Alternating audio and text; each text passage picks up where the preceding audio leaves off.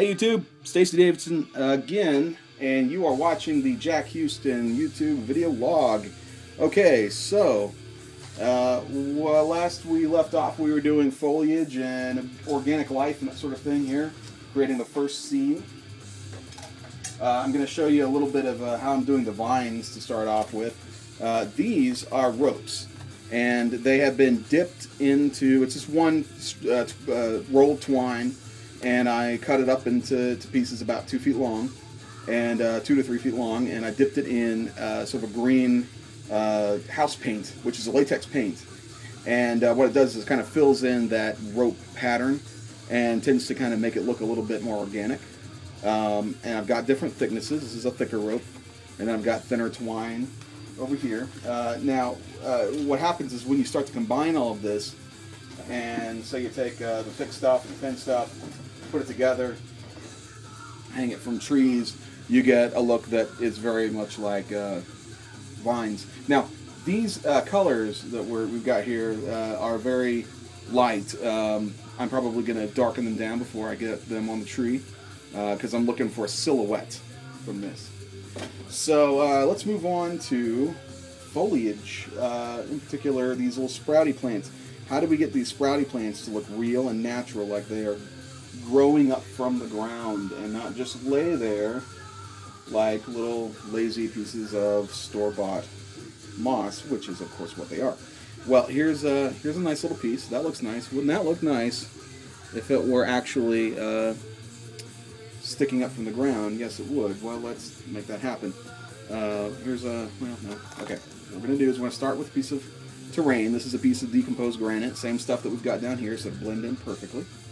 And I'm going to put a little bit of hot glue on it. And I'm going to stick, now hot glue is great for this sort of thing because it dries almost instantly. It really works well for this. You know what though, I am going to, here, this is a good point. I'm going to swap this around, because what I want is I want to lay flat, but I want the foliage to grow up from behind. Okay, so I want to be able to hide the part that, you know, where I can see the glue, and I want to be able to just sort of make it look like it's kind of popping up from behind the rock, which I think now we've achieved. Okay, so there's a nice little bit of foliage popping up from the rock, and the glue is basically invisible, and we're gonna place that on the terrain. And down here we have a veritable little forest of these little guys, and we're just going to put this one right here. And as you can see, it just kind of looks like part of the terrain. Now, what this does is it gives us foliage that is popping up and sprouting up into this toward the sky off the ground, and not just laying there. And that's what we were looking for. Okay, so let's do another one. What now we're going to do is we're going to introduce a little bit of variety. Okay, so this is actually a piece of some kind of, I don't know if that's a fungus or what that is exactly, but it says on the bag. Oh, it's part of the moss collection. Thank you, very accurate. Okay, well anyway, so and here's another little weird piece of moss.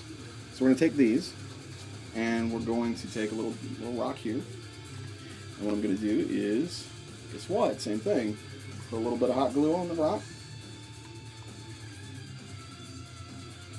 and I'm going to place first the longer piece there that I want in back, and then I'm going to place the little piece that I want curled up in the front. Okay. Well, there's a weird little growth there. You know, maybe these things grow like this. Maybe it's just part of the Venusian landscape there, that these little things sprout up, and you've got the little hard part and then the little leafy piece. And that's part of the landscape, let's just say. Okay, well, great. So now we're gonna put that. Let's put it here. There we go. Yeah. So there we go. Just part of the Venusian landscape there, and Cool. So there's a little example of a couple of different pieces of growth that we're going to use to create the sort of realistic vegetation and the environment of Venus for the game. And when I come back in the next video, we're probably going to get this tied up and get the last of these on. Which, by the way, if you're wondering how these got these were drilled and pinned in place. That is a piece of metal. Okay, these did not grow here like this. It's just placed onto the tree like that, and that's how it works. So this is all completely created. I mean, this is a branch that came from the yard.